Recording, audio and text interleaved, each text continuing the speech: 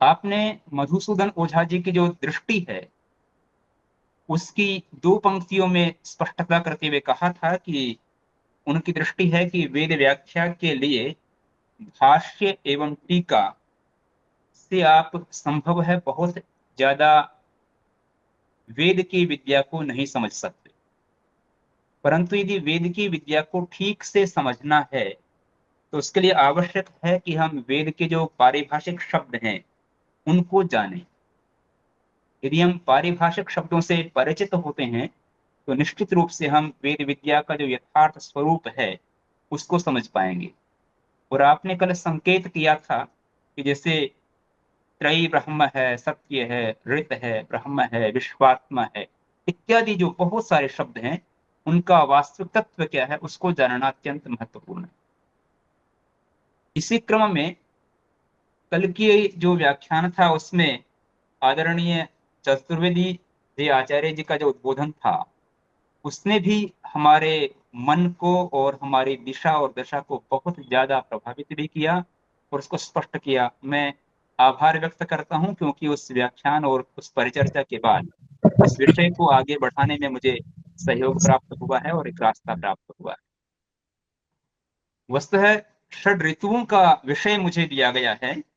विशेष करके जो पितृ समीक्षा के जो पृष्ठ संख्या 40 से लेकर के और लगभग 48-50 तक के पृष्ठ मेरे सामने हैं। और उसका जो विषय है वह है ऋतु पितॄणाम निरुक्ति प्रारंभ। ऋतु पितरों के संदर्भ में मुझे चर्चा करनी। समय तो थोड़ा सा 10 मिनट मुझे बढ़ा दिए गए हैं, मैं आनंदित अनुभव कर रहा हूं। लेकिन वस्तु है यदि मैं एक वैसे ही थोड़ी सी बात कहूं तो जिस प्रकार का ये ग्रंथ इतना गंभीर है उसके क्रम में एक ऋतु के लिए 30 मिनट और 6 ऋतुओं के लिए 180 मिनट की मुझे अपेक्षा थी। ये एक अलग विषय है, मैंने कह दिया है। मैं अपने व्याख्यान को निर्धारित समय में पूरा करूंगा और मेरा यह प्रयास रहेगा कि जो ग्रंथ है उसको ध्यान से समझा जाए। लेकिन एक तथ्य जिसको हमें समझना है वह यह है कि यह ग्रंथ इस प्रकार का है जिसमें हमें केवल ग्रंथ के पढ़ने से विषय पर्याप्त नहीं होगा, अपितु वह जो प्रसिद्ध पंक्ति है जो याज्ञवल्क्य ऋषि मैत्रेयी को संबोधित करते हुए कहते हैं, जिसमें उन्होंने कहा है कि आत्मनः वा दर्शनेन श्रवणेन मत्या निदिध्यासनेन वा ज्ञानम भवति। आत्मा के दर्शन, श्रवण, मति, निदिध्यासन और जो साक्षात्कार का जो तरीका है, व्यवहार है, उसके माध्यम से विषय जो है वो स्पष्ट होता है। और वही पंक्ति यहाँ पर सार्थक होती है कि जो कुछ भी मेरे माध्यम से कहा जाएगा हो सकता है कि वो इस विषय के एक भाग को प्रकट करें, पर विषय की गंभीरता इस प्रकार की है कि उसमें हमें उसका दर्शन भी अपेक्षित है, श्रवण भी अपेक्षित है, निधिध्यासन भी अपेक्षित है और चारों चीजों का समन्वय के बिना ये पूर्ण नहीं हो सकता। तो आइए देखते हैं कि इतने गंभीर ग्रंथ का जो विषय है वो किस प्रकार से प्रतिपादित होता है। इस विषय को प्रारंभ करने से पहले मैं दो तीन चीजें और भी स्पष्ट करना चाहता हूं कि इसमें कुछ महत्वपूर्ण शब्द आए हैं, उनको हम थोड़ा समझ लें जिनका बार बार प्रयोग किया गया है। एक शब्द है इसमें तारतम्य, और ये बड़ा अद्भुत सा शब्द है जिसका बार बार प्रयोग किया है आचार्य प्रवर ने। तो तारतम्य का अभिप्राय है कि उसका यथोचित उपयोग। वास्तव में मैंने इसको जब ध्यान से समझा तो एक प्रकार से तरप और जो तमप प्रत्यय हैं उनकी तरफ संकेत करता है। तारतम्य अर्थात एक प्रकार से उच्च अवच अवस्था जो है उसका समायोजन करना, उसके माध्यम से हम इस विषय को समझेंगे। एक शब्द इस पूरे प्रसंग के अंदर बार बार प्रयोग आया है, उसका नाम है आवाप और उद्वाप। इसमें आवाप और उद्वाप का अर्थ भी वही है। इसका अभिप्राय है कि क्षय और वृद्धि, यह इसका अभिप्राय होगा। एक शब्द और भी प्रयोग किया गया है इस पूरे प्रकरण में, वह शब्द है उपचय और अपचय। उसका भी अभिप्राय है वृद्धि एवं क्षय। एक शब्द का और प्रयोग किया गया है जो आवपन। आवपन का अभिप्राय है कि उसका आच्छादक है, समायोजक है। और दो शब्द और भी हैं इस पूरे जो मेरा प्रकरण है उसमें, एक शब्द है उद्ग्राभ और निग्राभ। उसका भी अभिप्राय वही है, वृद्धि एवं क्षय। तो इन शब्दों के स्वरूप को समझने के बाद अब हम विषय को समझने का प्रयास करते हैं कि ये विषय किस प्रकार से आगे बढ़ता है। और विषय है ऋतु पितरों के बारे में। ऋतु पितरों का विषय प्रारंभ करने से पहले जो मैंने मंत्र जिससे मैंने अपने विषय को प्रारंभ किया, उसमें ऋत का प्रकरण बहुत महत्वपूर्ण है। कल ऋत के बारे में बड़ी व्यापक चर्चा हुई थी और इसलिए उस विषय को पुनरावृत्ति की अपेक्षा नहीं है। पर ऋत जो है वो वैश्विक, जो कॉस्मिक जो रूल्स हैं, वैश्विक नियम, जो शाश्वत नियम है, उनका प्रतीक है ऋत। और यहाँ पर ऋतु शब्द जो है वह और ऋत शब्द जो है वह ऋ धातु से लिया गया है, यह हमें समझना होगा। एक प्रकार से ऋत जो है वह शाश्वत नियमों का प्रतीक है। ऋतु में भी एक नैरंतर्य है, इसलिए उसको भी हमने ऋतु कहा है। यदि हम एक और शब्द को लें, थोड़ा सा अलग हो जाएगा, परंतु जो हमारा व्यवहार का शब्द है ऋतुस्राव, वह भी हमारे एक खास क्रम के साथ में जुड़ा हुआ है, इसलिए हमने वहां पर ऋतुस्राव शब्द का प्रयोग किया है। तो ये जो प्रक्रिया है नैरंतर्य की, वह ऋत के साथ में, ऋतु के साथ में जुड़ती है। अब मैं बिल्कुल पंक्तिशः जो विषय है उसको हम थोड़ा सा समझने का प्रयास करेंगे कि विषय कैसे आगे जाता है। और एक और भी तथ्य इस भूमिका के रूप में थोड़ा सा मैं कह दूं कि हमारे जो ब्राह्मण ग्रंथ हैं उनमें ऋतुओं के बारे में और सब के बारे में बहुत बड़े व्यापक प्रसंग आए हुए हैं। दो प्रसंग और अवश्य इसकी भूमिका के रूप में स्पष्टता के लिए कहना होगा। एक हमारे यहाँ पर कहा गया है कि जितने भी यज्ञ हैं उनके बारे में एक बड़ी सुंदर सी कथा शतपथ ब्राह्मण के प्रथम कांड में आती है। उसमें कहा गया है कि जो ऋतु हैं, देवता लोग यज्ञ कर रहे थे तो ऋतुओं ने कहा कि आप हमें भी स्थान दीजिए, उन्होंने उनको मना कर दिया। वो एक बड़ा प्रसंग है, परंतु ऋतु का जो महत्वपूर्ण भाग है मैंने आपको इंगित किया। एक और प्रसंग आता है कि जो प्रयाज होते हैं वो 5 होते हैं। वहां पर कहा गया कि प्रयाज 5 क्यों हैं, तो उन्होंने कहा कि पंच वै ऋतवः, 5 ऋतु हैं इसलिए हमने 5 प्रयाज बनाए हैं। एक प्रसंग और भी मैं जोड़ दूं जो कि आगे का इसका अंश रहेगा इसी क्रम का, वह यह कि बार बार हमारे शास्त्र परंपरा में आता है कि ये जो संसार है वो अग्नि सोमात्मकम जगत, अग्नि और सोम का समन्वय के साथ में जगत बनता है। ये पूरा संसार जो है वह दो तत्वों में, द्वयम व इदम न तृतीयम अस्ति, संसार में केवल दो ही चीजें हैं, एक अग्नि और एक सोम। ये एक बड़ा महत्वपूर्ण तत्व है जो हमारी इस परिभाषा क्रम को समझने में सहायक होगा। एक और तथ्य जिसकी तरफ मैं आपको इंगित करूं वह यह भी है कि शतपथ ब्राह्मण में यह पंक्ति आई हुई है कि यत् शुष्कम तद आग्नेयम यद आर्द्रम तत् सौम्यम। जो शुष्क है वह आग्नेय है और जो आर्द्र है वह सौम्य है। इन पंक्तियों के भाव को जब हम एक बार मन में बैठा लेते हैं तो हम इस क्रम को ध्यान से समझने का प्रयास करते हैं। ग्रंथ गंभीर है, यह कह पाना कि मैंने इसको पूर्णतः आत्मसात किया ऐसा नहीं होता, पर मैंने इसके लिए परिश्रम अवश्य किया है और उसको मैं प्रयास करता हूं कि हम समझ पाए। इसका प्रारंभ होता है ऋतु पितरो दर्शनते। अब यहां से ऋतु पितरों के बारे में प्रकरण प्रारंभ किया गया है। यु अग्नि प्रभवात प्रवृत्त वायु सात संचरति तद ऋतम। जैसा कि मैंने कहा कि इस पूरे प्रकरण को समझने के लिए ऋत को समझना अत्यंत आवश्यक है। और वही ऋत यहाँ पर कहा है कि जो अग्नि है वह प्रभव से जब प्रवृत्त हुआ, अलग हुआ, प्रभव अर्थात मूल स्थान, वहां से जब वह अलग होता है तो वह जब वायु सात संचरती, वो वायु सात होकर के, ये जो सात प्रत्यय है सन सर्वात्मना के लिए अष्टाध्यायी में आता है। मैं उसके सूत्र उद्धृत नहीं करूंगा कि जब आप सर्वात्मना के तत्व को व्यक्त करते हैं तो सात प्रत्यय होता है कि जो अग्नि अपने प्रभाव से अलग होने के बाद वायु सात होकर के जब संचरण करता है तो वह यहाँ पर ऋत कहा है। मैं एक तथ्य और भी कहना चाहता हूं कि ये जो ग्रंथ है इसका जो अनुवाद है वो थोड़ा अच्छा अनुवाद होना चाहिए। मैंने ध्यान से पढ़ने पर समझा कि जो अनुवाद की पुस्तक है हमारे पास में है, इसमें बहुत सारे सुधार की अपेक्षा है और बहुत जगह पर कुछ त्रुटित अनुवाद भी है। इसके कारण से समझने में, विषय को समझने में गलती हो जाती है।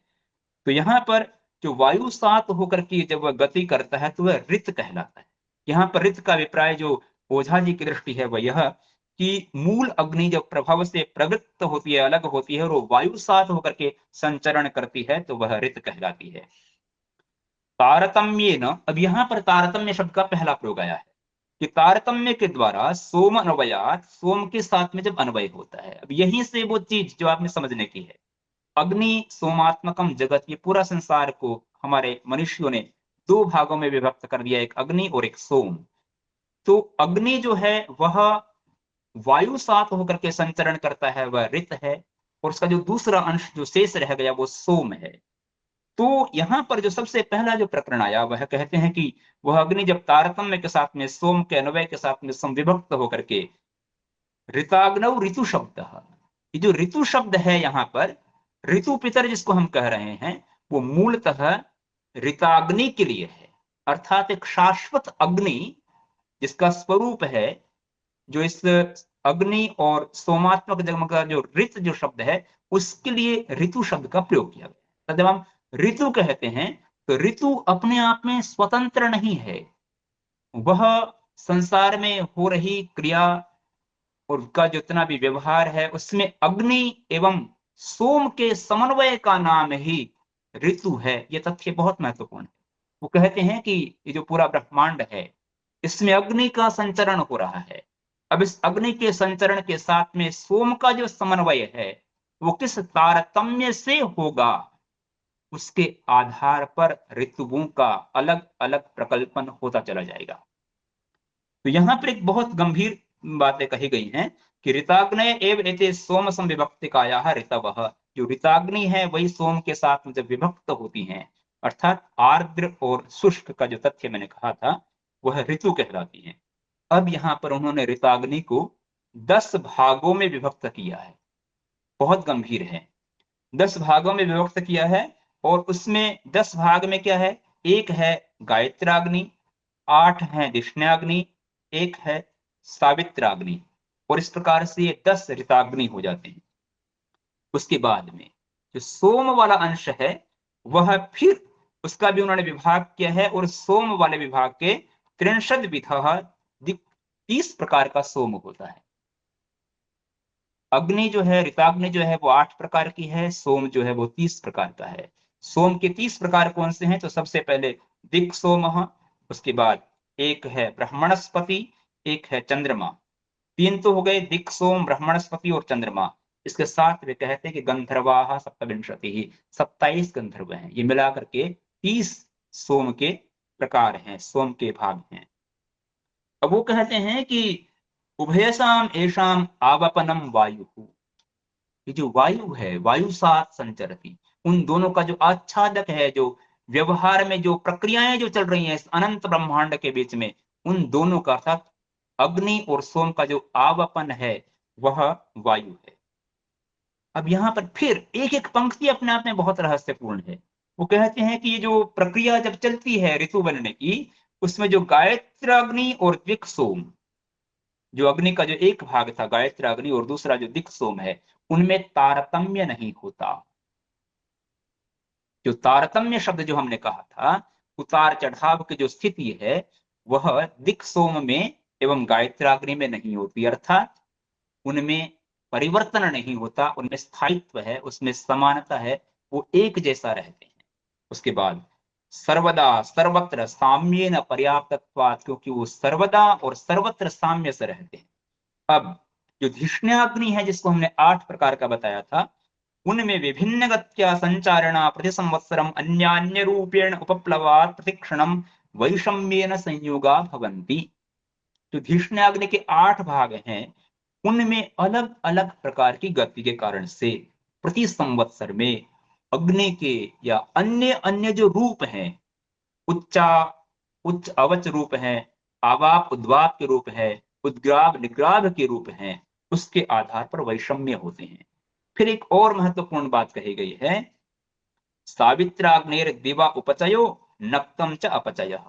जो सावित्राग्नि है उसका दिन में उसकी वृद्धि होती है, और रात्रि में नक्तम, रात्रि में उसका अपचय होता है। इति तारतम्य, ये जो बात कही है अब तक, यह तारतम्य है। यदि हमने इस तारतम्य को आत्मसात कर लिया तो बाकी विषय को समझने में सहजता हो जाएगी, और यदि तारतम्य आत्मसात नहीं होगा तो ऋतु पितर को समझना आसान नहीं होगा। अब मुझे प्रतीत होता है कि तारतम्य हमें अवगत हो गया है।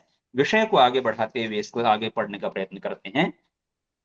यहाँ पर सबसे पहले ऋतुओं का जो प्रकरण लिया है उसमें कहते हैं कि सोम है, और सोम का जो भाग है वह ब्रह्मणस्पति, जो हमने पहले कहा था, सोम दिवि सोमो अधिश्रितः, अभी जो मैंने मंत्र बोला था ऋग्वेद का, कि सोम जो है वो ऋतेन आदित्यास तिष्ठन्ति, जो आदित्य हैं वो ऋत के माध्यम से स्थिर होते हैं, और जो सोम है वो द्युलोक में है।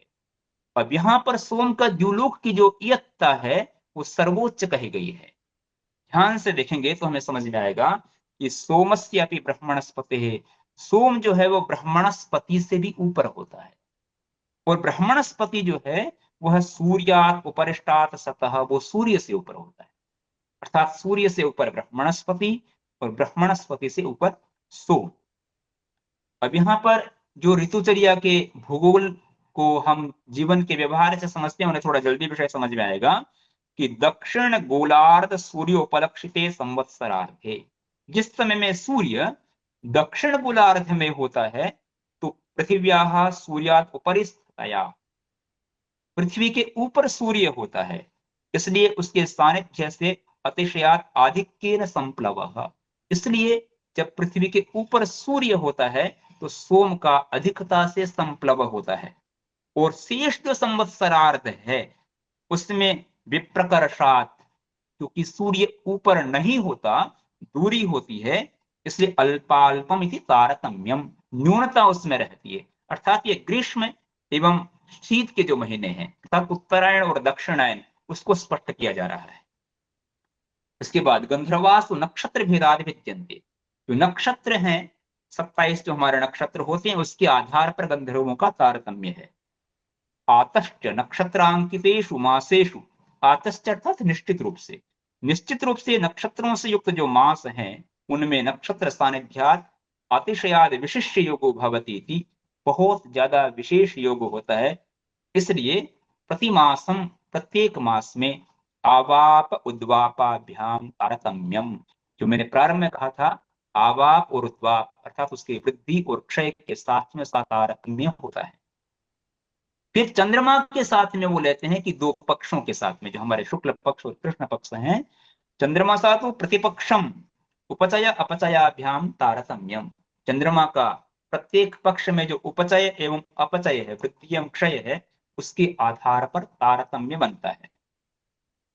एवं अग्नि सोमन्वय तारतम्या नाम, इस प्रकार से इस अनंत ब्रह्मांड के बीच में अग्नि अर्थात शुष्क, सोम अर्थात आर्द्र, और मूल रूप से ऋताग्निया और उनके साथ में सोम का तारतम्य, अग्नि सोम के अन्वय और तारतम्य के माध्यम से ही प्रतिक्षणम ऋतवो भिद्यन्ते, बहुत अद्भुत है ये, ऋतु प्रतिक्षण विभेद हो रही हैं। सर्वर्तुषु, अब यहाँ पर एक बहुत कमाल का विषय, बहुत गहरा विषय ओझा जी प्रतिपादित करते हैं। वो कहते हैं कि सर्वर्तुषु सर्वर्तु रूपाणाम अनुप्रवेशस्य विजायमानत्वात् तथा च आम्नायते, वो कहते हैं कि सामान्य रूप से हम कहते हैं कि ग्रीष्म ऋतु चल रही है, हम कहते हैं कि शरद ऋतु चल रही है, वर्षा ऋतु चल रही है, लेकिन मूल रूप में जब इसको ध्यान से देखते हैं तो प्रत्येक ऋतु में अन्य सभी ऋतुओं का वास होता है। जिसमें में ग्रीष्म चल रही है, यदि 24 घंटे ग्रीष्म हो जाएगा तो जीवन दूभर हो जाएगा, और इसी प्रकार से शीत में केवल शीत हो जाएगा तो जिंदगी जीना कठिन हो जाएगा। इसलिए शतपथ ब्राह्मण के माध्यम से उन्होंने बहुत ही अद्भुत सा उदाहरण दिया है कि सर्वर्तुषु सर्वर्तु रूपाणाम अनुप्रवेश, प्रत्येक ऋतु में सभी ऋतुओं का अनुप्रवेश होने के कारण से ये ऋतुओं का तारतम्य बनता है। तथा च आम्नायते, जैसा कि वेद परंपरा कहती है, और इसमें उन्होंने शतपथ ब्राह्मण का उदाहरण दिया है, ऋतवो वा सृज्यन्ते तृष्टा नाना एव आसन, जब ऋतु बनी तो सारी ऋतु अलग अलग थी, और ते अब्रुवन, उन्होंने कहा, आप देखिए ये ब्राह्मणों की शैली है, ब्राह्मण ग्रंथों की, ऋतु संवाद कर रही है, सृष्टि संवाद कर रही है।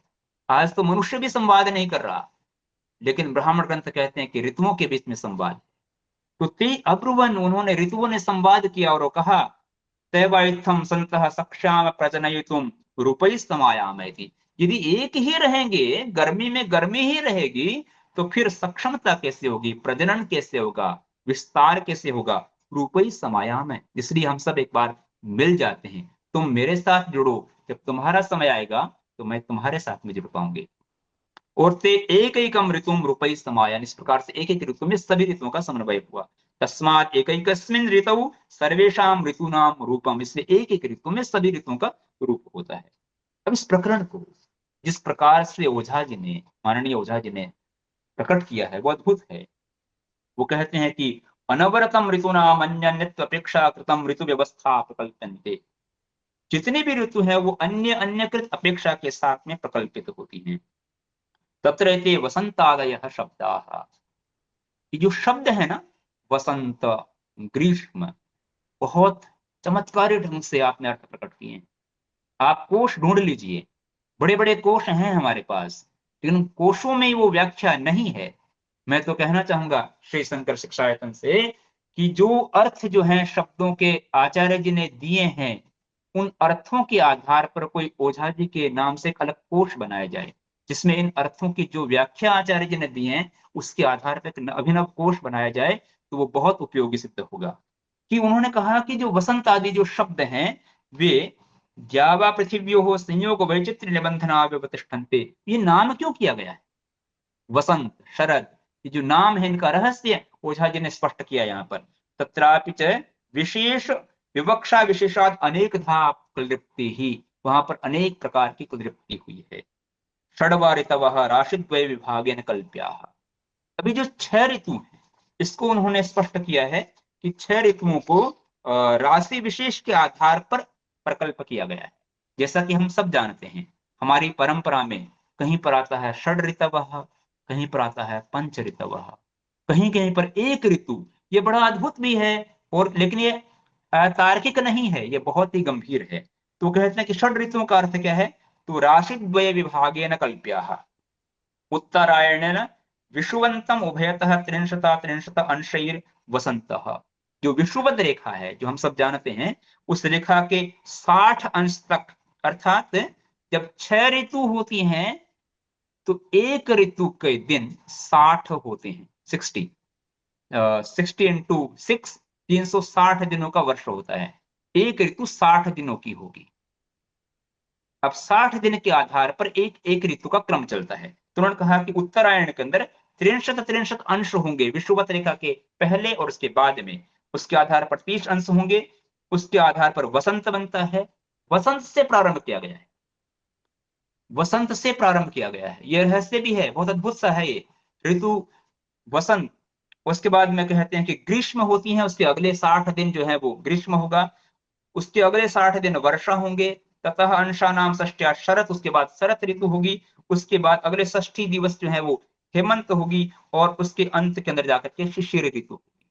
60-60 दिनों की एक एक ऋतु के आधार पर एक क्रम बना है। अब यहाँ उन्होंने एक बहुत अद्भुत रहस्य जो है वो हमारे समक्ष रख दिया है। वो कहते हैं कि दक्षिणायन प्रवेश दिवसाद आरभ्य द्वासंतति दिवस अभिप्लव क्रमेण, ये जो क्रम हमने बताया है अभी तक का, ये क्रम 60 दिनों के आधार पर बताया। इसके आधार पर 6 ऋतुएं होती हैं, और उस ऋतु को उन्होंने आगे द्वासप्तति दिवस अभिप्लव क्रमेण 72 दिनों के आधार पर एक और क्रम बनाया। जब आप 72 दिनों के आधार पर इस ऋतु को समझेंगे तो क्या होगा? पंच ऋतवः, ऋतु केवल 5 रह जाएंगी।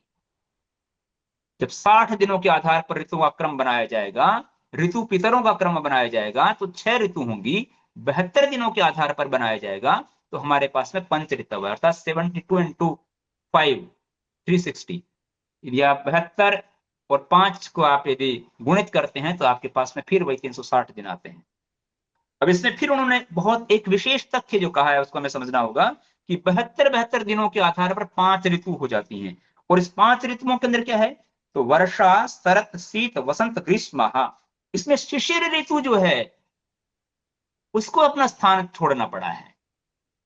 जो शिशिर ऋतु है उसको स्थान छोड़ना पड़ा है। जब 60-60 करते हैं तो उसमें शिशिर का समावेश होता है, पंच करने पर शिशिर जो है उसका स्थान इनके अंदर वो व्याप्त हो गई है।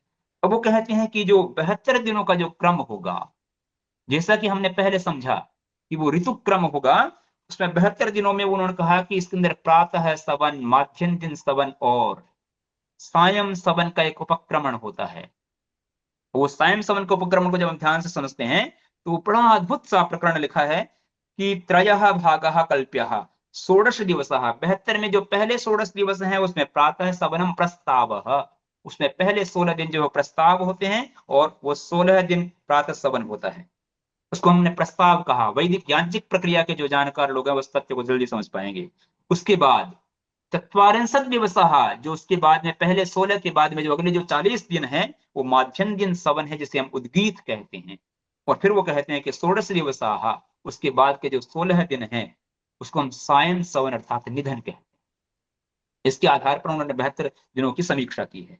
अब यहाँ पर कुछ श्लोक हैं। समय जैसा कि मैंने निवेदन भी किया था कि कम से कम जो है 180 मिनट का समय चाहिए, तो वो थोड़ा सा शायद लग रहा है कम हो रहा है, लेकिन ये अद्भुत है अपने आप में। मैं थोड़ा सा इस विषय को जितना संभव होता है पूरा करता हूँ। यहाँ पर कुछ श्लोक दिए हुए हैं। शीतर्तु मासा चत्वार द्वौ मासौ संधिरुत्तरौ, ये श्लोक अपने आप में बहुत महत्वपूर्ण है। मैं इसको थोड़ा सा कम करता हूँ, लेकिन एक दो आवश्यक विषय की तरफ आप इंगित करता हूँ। इसमें जो श्लोक नंबर 5 है उसमें उन्होंने एक दो बातें लिखी हैं। एकैव ऋताग्नि, मूल रूप से एक ऋताग्नि है। संपूर्ण ब्रह्मांड का जो एक चेतना है उसे हमने ऋताग्नि नाम दिया गया है। और वह ऋताग्नि सोमतः हर्ष वृद्धितः, सोम के ह्रास या वृद्धि के माध्यम से ऋतु आख्याय, तो ऋतु कहलाती है। षोढ़ा, वो 6 प्रकार की है। ऋतः सोम अग्नि वायवः, और इसमें जो सोम अग्नि और वायु ये ऋतु होते हैं। अब यहां पर आप देखिए इन नामों का जो निरुक्तीकरण है, जो निर्वचन है जो ओझा जी का किया है, उसको देखिए आप ध्यान से। वो कहते कि वसंतः स वसंतः, वसंत इसलिए वसंत है क्योंकि वे शेषाः यदा अग्नयः, बाकी जितनी भी अग्नियां वे बचने के बाद जो सबसे आखिरी बचती है वह वसंत कहलाता है। वसंत जहां पर निवास करती हैं। ग्रीष्म सह, ग्रीष्म वह होता है गृहणीयु भूतानि अंतर बहिर्बलात्, जिस समय में जो पंच महाभूत हैं वो अंतर और बहिर के समग्र तत्व को अंतर्लीन कर देते हैं, तब पर हावी हो जाते हैं, तो वह ग्रीष्म होता है। वर्षा के लिए उन्होंने कहा वरियांशः अग्नयः वर्षाः, इस समय में अग्नियां अपने बृहत्तर रूप में होती हैं, सर्वत्र व्याप्त होती हैं, वरियान हो जाती है, एकत्रीकरण के साथ में नहीं होती, उसको हमने वर्षा कहा है। और इन 3 ऋतुओं को अर्थात वसंत को, ग्रीष्म को और वर्षा को उद्ग्राव लक्षण ऋतु कहा गया है। ये उद्ग्राव लक्षण ऋतु, उद्ग्राव मतलब इनमें क्रमशः उत्तरोत्तर गर्मी का अभिवृद्धि के रूप में जाता है। और जो शेष ऋतु है अर्थात शिशिर, शरत, हेमंत और शिशिर, इनको उन्होंने निग्राव लक्षण कहा है। उसमें वो कहते हैं कि उत्तराः अग्नि निग्राव लक्षणाः ऋतवः त्रयः, शेष जो ऋतु हैं वो निग्राव लक्षण वाली हैं। स हेमंतः, अब इसमें शुरू से देखिए एक बार, शरत से प्रारंभ कर रहे हैं। शरत के अंदर जो है शीत बढ़ता है, फिर बढ़ता है, फिर आगे उस तरह से क्रम उसमें क्षीणता की तरफ, निग्राव की तरफ जाता है। अर्थात अग्नि शरत, उसके बाद में और बढ़ता है तो निग्राव, और जब अग्नि पूर्णतः समाप्त होती है उस समय को शिशिर कहा गया है। यहाँ पर वो कहते हैं कि शरत से आयात, जहां पर आय से अधिक अग्नियों का क्षरण होता है वह शरत होता है। हेमंत वह होता है हानिमंत वायु, समय में वायु के अंदर अग्नियां जो है वो हानि को, न्यूनता को प्राप्त हो रही होती हैं बाहर से, वह हेमंत ऋतु होता है। और यत्र अग्नयः अतिशयतः शीर्णः, जहां पर अग्नि का स्वरूप अतिशय कारण से शीर्ण हो जाता है वह शिशिर हो जाता है। इत्थम वायु सोमतः अग्निर्वर्धते अपि च क्षीयते। और उन्होंने पूरे ब्रह्मांड को जो बताया हमने, जो बार बार हम पंक्ति पढ़ते हैं, अग्नि सोमात्मकम इदम जगत, उसका यह रहस्य ओझा जी ने अपनी तात्विक दृष्टि के द्वारा स्पष्ट कर दिया है।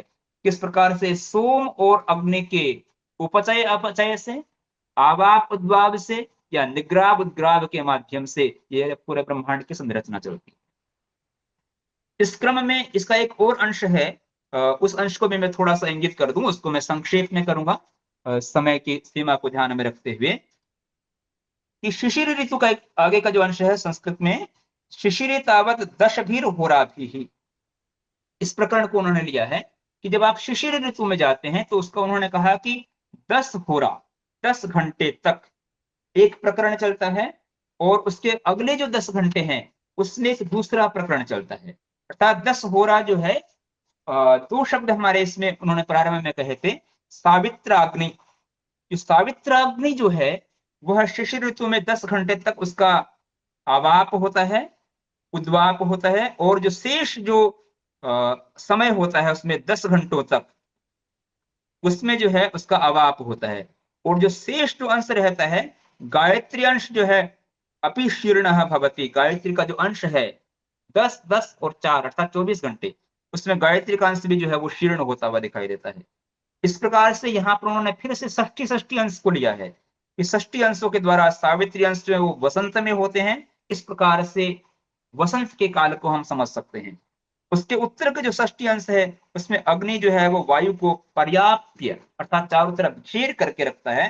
तो तदगत अनर्थान अपि, जितने भी अर्थ हैं उन सबको भूयसा ग्रसती, पूरी तरह से ग्रसित कर लेता है, इसलिए उसका नाम ग्रीष्म होता है।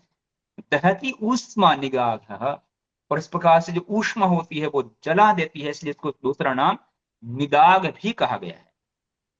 ततः भूयसाति अग्न्यंशाः उरवो भवन्ति, और जिस समय में वो अग्नि के अंश बहुत ज्यादा उरु हो जाते हैं तो वो वर्षा कहलाती है। अतितराम उरुर्वर्षियान वर्षिष्टः, अतितराम जो वो वर्षियान होकर के वो वर्षिष्ठ कहलाता है। इसके बाद उन्होंने वर्षा के लिए बहुत अच्छी एक निरुक्ति दी है, निर्वचन दिया है।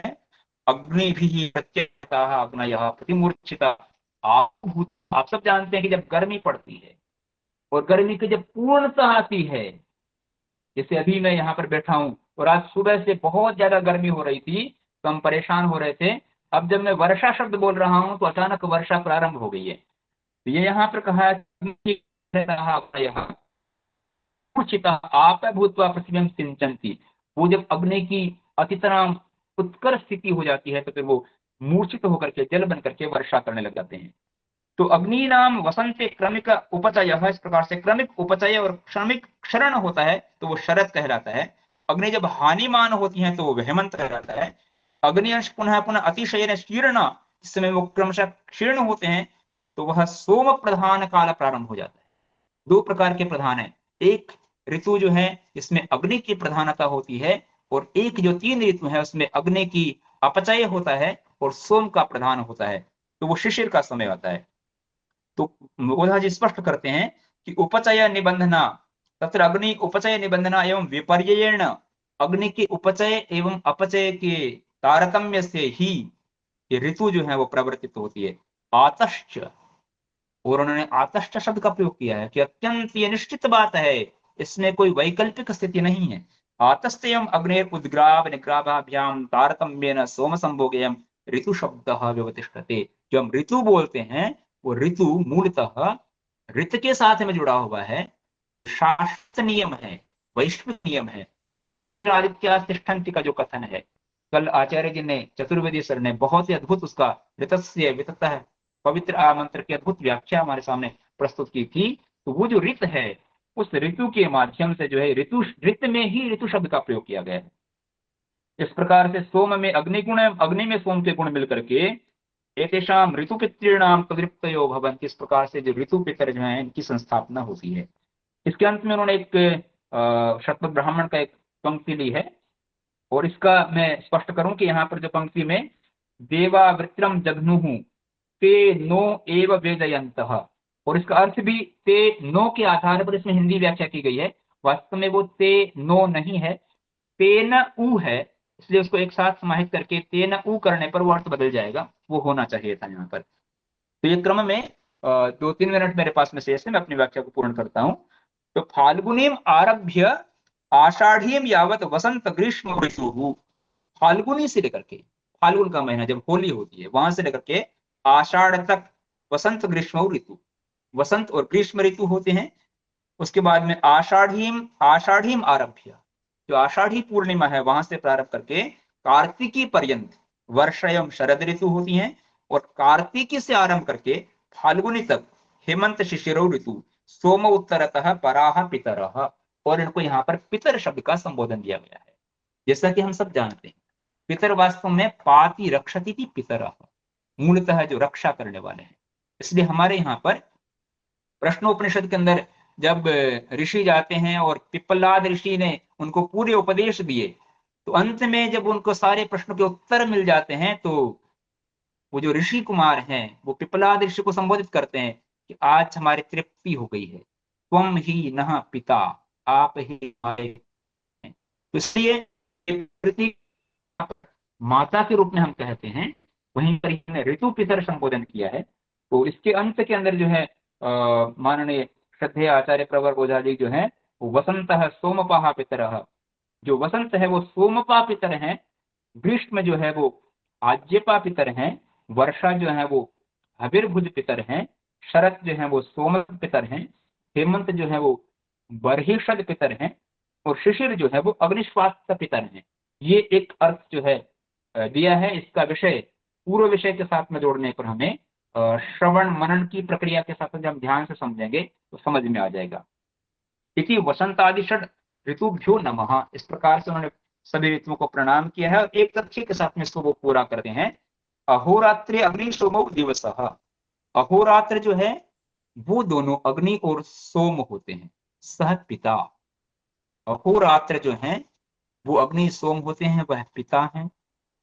पूर्व अपर पक्ष, जो शुक्ल पक्ष और कृष्ण पक्ष हैं, वो अग्नि सोम, वो भी अग्नि और सोम होते हैं, वो मास होते हैं। वो मास जो है वो पिता मह कहलाते हैं। और इस प्रकार से उदक दक्षिणायन अग्नि सोम, उत्तरायण और दक्षिणायन जो है वे भी अग्नि और सोम है। वह संवत्सर होता है और वह प्रपितामह है, अर्थात दिन पिता है, और जो पक्ष हैं वो पिता मह है, और जो अयन है उत्तरायण और दक्षिणायन वो प्रपितामह है। तो इस प्रकार से दोनों को हमारी परंपरा है, उसमें पिता पितामह और प्रपितामह के साथ में जो पूर्णता होती है उसको आचार्य ओझा जी ने ऋतुओं के साथ में जोड़ करके के हमारे सामने रखा। तो ये पितृ समीक्षा जो ग्रंथ है, ये अपने आप में बहुत अद्भुत और बहुत रहस्यपूर्ण भी है। इसकी प्रत्येक पंक्ति जो है वो पठनीय, मननीय, श्रवणीय, निधिध्यासनीय है। और साथ साथ में जो संकेत किए गए हैं ये वस्तु है केवल एक बार के श्रवण से तो स्पष्ट नहीं होते, इनका निरंतरी के साथ में स्मरण होना चाहिए, कार्यशालाओं का निरंतर आयोजन होना चाहिए। और जैसा कि मैंने निवेदन किया कि इसके आधार पर कोई कोश का निर्माण हो सके तो एक बहुत अद्भुत सी उपलब्धि होगी। तो रित, रित है मूल रूप में रित, और अग्नि सोमात्मकम जगत, अग्नि सोमात्मक जगत का मूल रित, और उस रित के ही बृहत्तर स्वरूप को जो है रित के लिए ही जब वो व्यापक उपचय अपचय के साथ में प्रकट होता है वो ऋतु में होता है। और वो ऋतु जो है वो ऋतु पितर होते हैं। ओम नमः ऋतु पितृभ्यः, सभी को प्रणाम।